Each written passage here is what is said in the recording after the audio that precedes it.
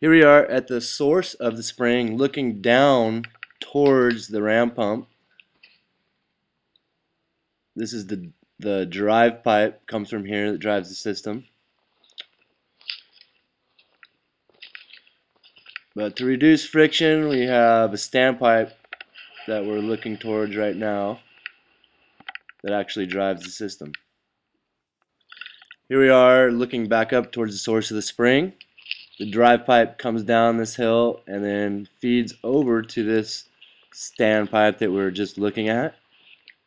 As we draw nearer, you can hear the water hammer in action.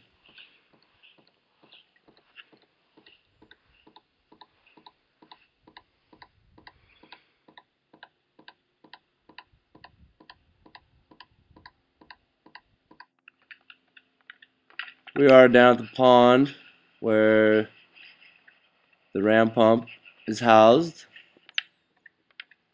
You can hear it clicking away.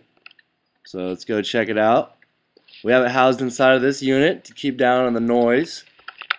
You'll notice it gets a little bit louder as we open it up.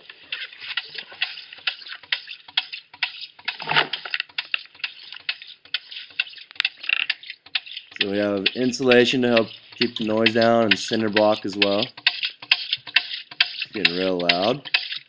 So this is a Rife ram pump. It's a Davy 2 model. And here it is. This is the compression chamber.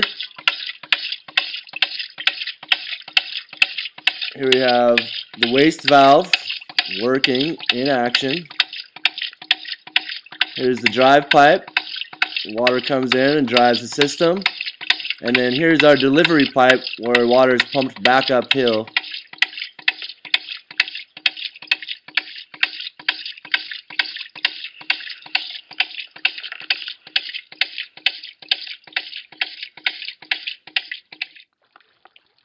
Looking down towards the source of the spring, here we are at the site of the fountain that the ram pump feeds currently.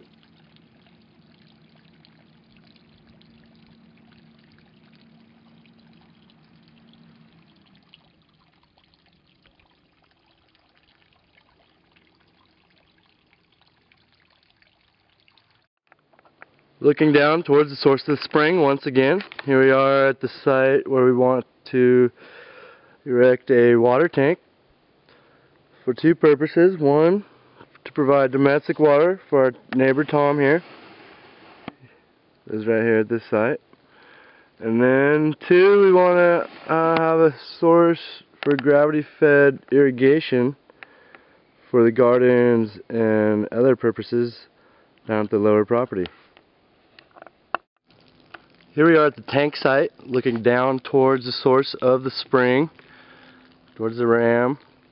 And here we have a hose hooked up to the ram, and it's actually pouring water out about 2.5 cups a minute.